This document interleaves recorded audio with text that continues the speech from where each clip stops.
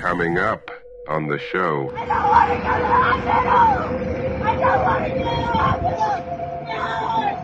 No! What the fuck? Zombie!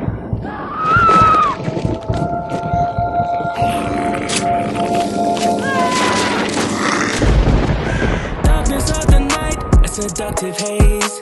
Dominique Darklust, her power ablaze. She's the mistress of horror with a captivating style. Welcome to the dark side where nightmares run wild. Step into the dark side, let your fears unfold. Dominique Darklust, she'll make your blood run cold. She's the queen of shadows, a haunting delight. On the dark side where darkness meets light.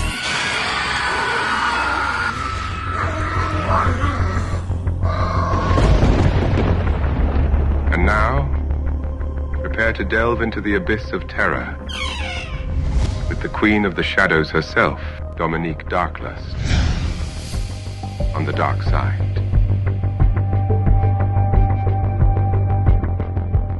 Welcome, graveyard groupies. It's Dominique Darklust, your host for tonight's ghastly adventure on the dark side.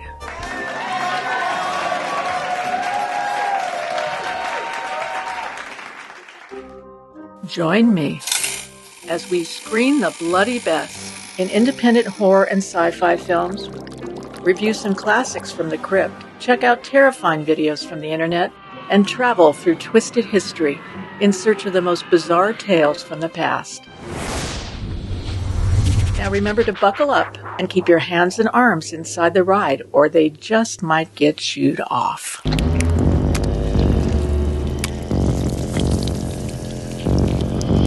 Tonight's featured short horror film is a zombie movie straight out of Barbie's worst nightmare. Help me!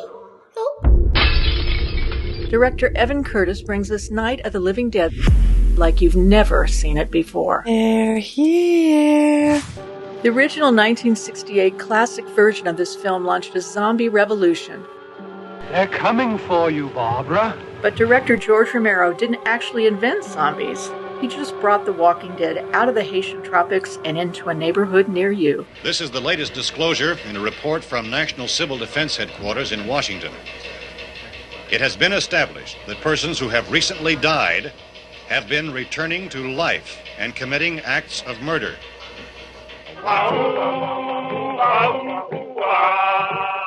Contrary to popular belief, the original zombies were not resurrected dead, but the living, breathing victims of a voodoo curse. They are not men, monsieur.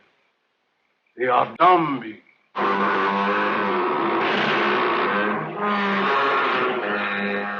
Robbed of their free will, they were forced to do the bidding of their depraved overlords, which often involved working long hours without a lunch break and murdering the neighbors.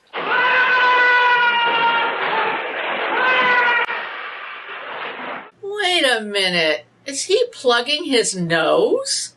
Right before he's going to meet his maker? What the heck? Sorry, dude. Plugging your nose is not going to save you. White Zombie, released in 1932, is believed to be the first zombie movie. It starred Bela Lugosi as a deranged mill owner/zombie maker who used a voodoo potion to turn the island inhabitants into slave labor. Only a pin boy in a glass of wine. The film is a must-watch, if for no other reason than to feast your eyes on what looks like two rabid squirrels posing as Lugosi's eyebrows.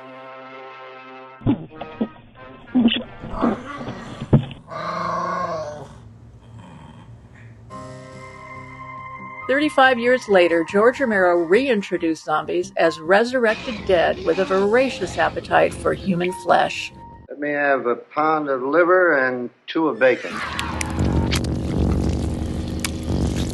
Thanks, George. Has anyone had a good night's sleep since? Or for that matter, a good liver and onions dinner? Still dim-witted and slow-moving, they have become savvy enough to figure out where to find their next meal. Ordered the intestine burger, rare, no cheese, no onion, no bun. Dumb. Since their rebirth, they have transformed into hive-minded climbers, train chasers,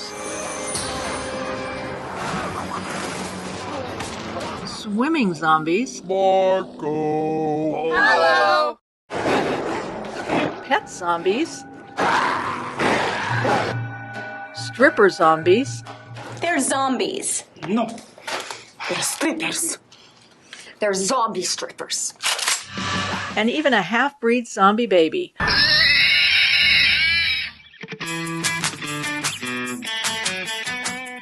I'm not allowed to use bad language on this show, so I found a way to work around that with our next segment. What the bleep is that? I'll let our resident alien, Bob, regale you with the tale of the Seattle Zombie Woman, a character who sauntered straight out of the shadows and into the sunlight. Bob, take it away. Thanks, Dominique. Well, greetings, Earthlings. I am Bob. They call me Bob because, well, apparently I can't be drowned. I just kind of bob. But that's enough disclosure. Speaking of disclosure.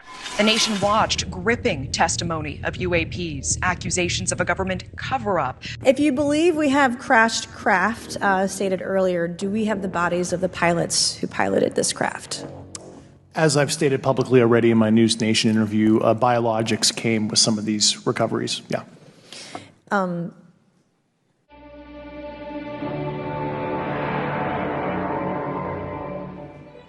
Were they, I guess, human or non-human biologics?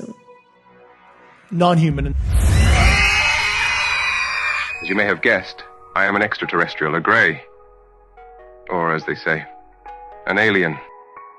4.6 million aliens, and those are just the ones that we know of, have already crossed our wide open border. Please don't judge me harshly. We are not here to harm anyone. In fact, we've been here for decades. We are everywhere, and we are more alike than you think.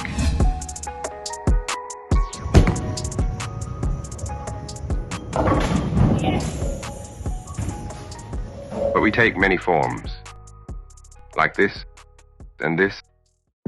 And now that artificial intelligence is here, even like this. You never had the first investigation. You ain't never had the barrel wanna date you. You a bad bitch, daddy gotta spank you. My nigga fresh out the pen, he might shake you. Stand though. And now for our creepy clip from the internet. Surprisingly, that last one wasn't it.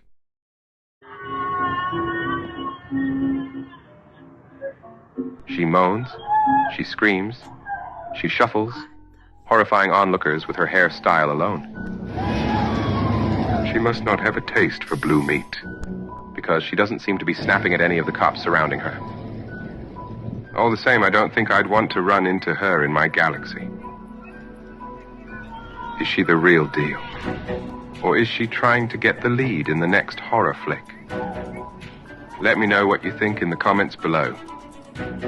And at the end of the show, I'll let you know if you were right. I don't want to go to hospital! No!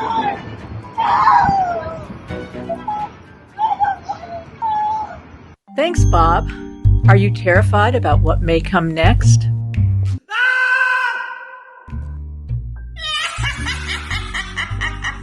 You're about to find out, as we've got a real thriller for you, or should I say blood spiller. This award-winning film by Evan Curtis is a stop-motion masterpiece. Evan's dedication, attention to the smallest details, and unwavering passion for the craft have breathed life into plastic figurines and brought our wildest nightmares to vivid miniature existence. So grab your popcorn, your baseball bats, your teddy bears, whatever makes you feel safe, because this all-new tribute to Night of the Living Dead a la Walking Dead is about to crawl its way from the grave right onto your screen.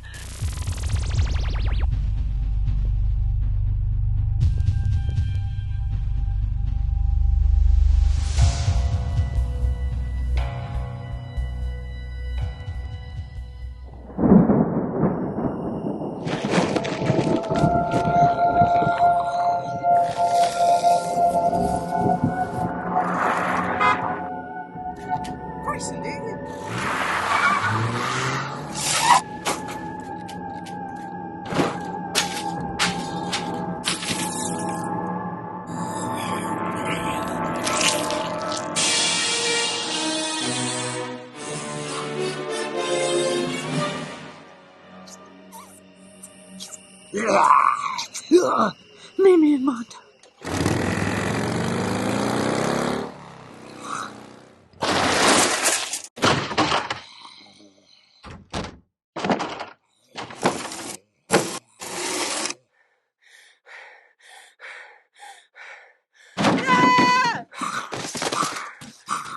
It's still alive.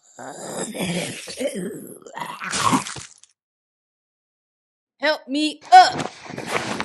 They're here, and they're gonna take my candy. And I don't want them to take my candy, because I got my candy.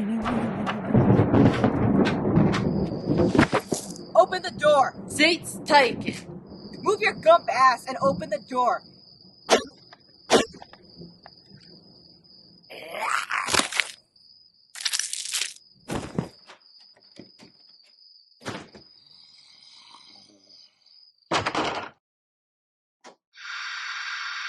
Dead are rising, and they're eating the flesh of the living. Stay inside, lock your doors, protect yourself. I'm hearing we have someone live on the scene right now.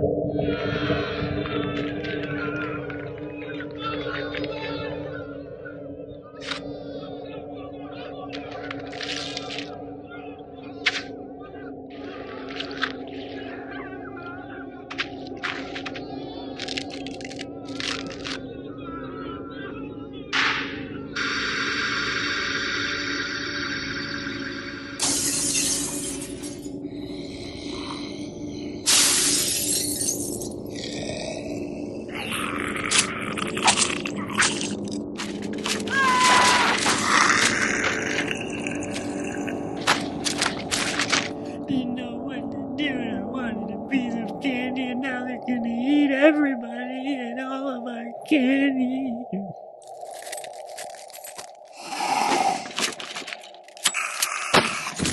Can I have some candy? Your candy is dead. Candy was everywhere. Yeah, he'll do. Nail him up. No, I don't want to be a human barricade. I'm so tender.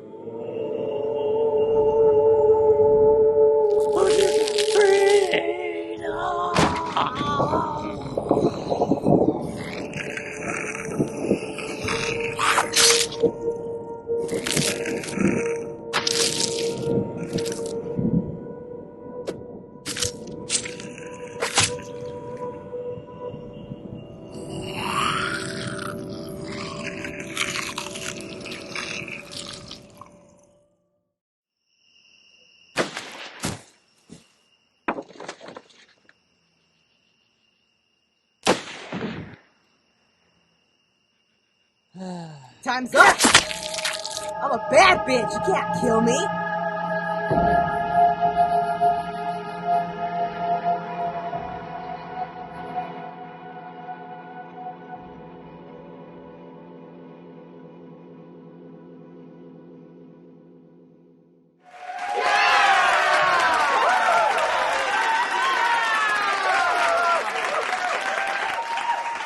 Great job, Evan. But is it realistic to think dolls are going to attack people? Ow! Wah! Ah! Get off of me, you crazy dolls! Get off! Hello, Dominique. Here is a fun zombie joke to go to tonight's fun zombie movie. What does a vegan zombie eat? Great.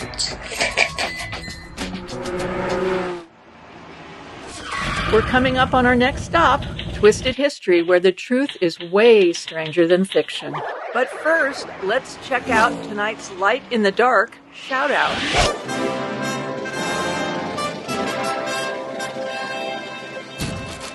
Our Light in the Dark shout-out goes to Haunters Against Hate, a non-profit organization that provides grants to support the LGBTQ+ community. They have contributed thousands of dollars to organizations in their efforts to eradicate hate of all kinds. Haunters Against Hate is funded by individual donations, merchandise sales at horror conventions, terrifying nights at haunted attractions, memberships, and revenue from their Book of Haunters series, featuring haunters from around the world. Paul Lanner, pictured here with the lovely Judith O'Day from Night of the Living Dead.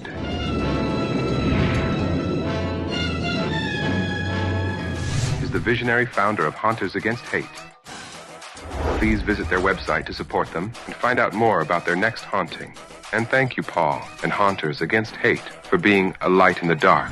Your organization truly makes the world a better place. The Victorian era of the late 19th and early 20th century was, pardon the pun, plagued with diseases.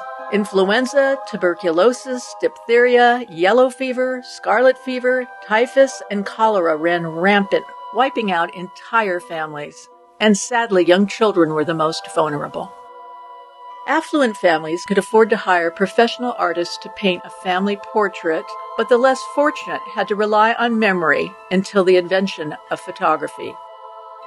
Still considered a luxury, families often postponed the photo session until it was, or should have been, too late.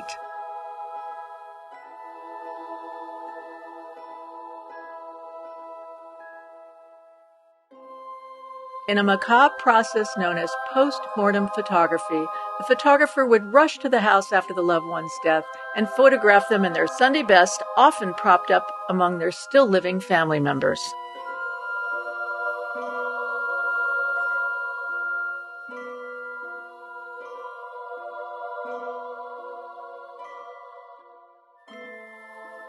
If the photographer took his time and didn't get to the home fast enough, rigor mortis often set in, and it might be necessary to break some bones in order to get the body posed properly. If they were really late, they might have to hide the fact that the body was already starting to decompose.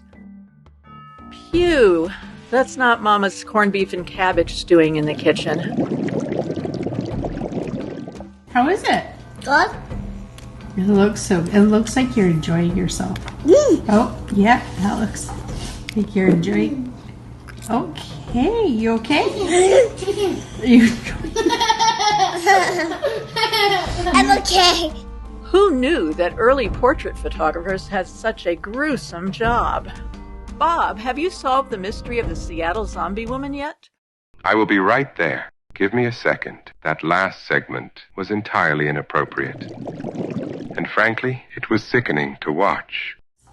Think you're enjoying? Anyway, I have solved the mystery. The Seattle zombie woman shocked everyone who saw her, including the police. Hey, it's okay! Hey!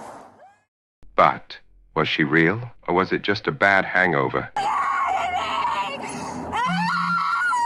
It turns out the mystery was debunked by the relentless investigative work of Rebecca M.S. According to public records, a woman named Kimberly allegedly did the stunt in protest to COVID vaccines and mask mandates. She claims to have shaved her head, then glued chunks of the real hair back onto her scalp. She used charcoal toothpaste to color her teeth, letting the extra blackness drip from her undead lips. And then, I realized once we got up to her that at one point, it's like when we were with her, that she was like makeup I thought that looked like, I think, puke. I thought that was real for a while, but I think that was also. Like the boils? Yeah.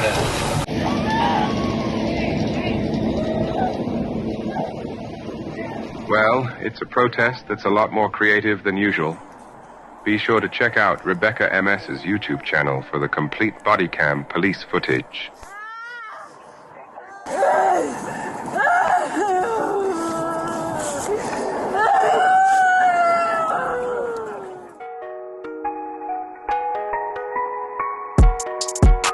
Well, seems we've come to the end of our ride on the dark side. And I do hope you enjoyed our journey together in the shadows. Please join us again. And until then, keep breathing.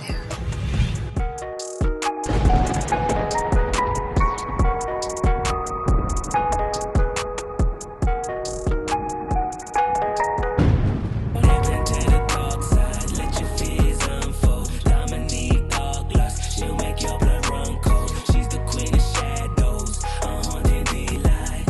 On the dark side, where darkness meets light. Devilish grin, she captures your soul. The mysteries she unveils, they take their toll. Her show's a tapestry of macabre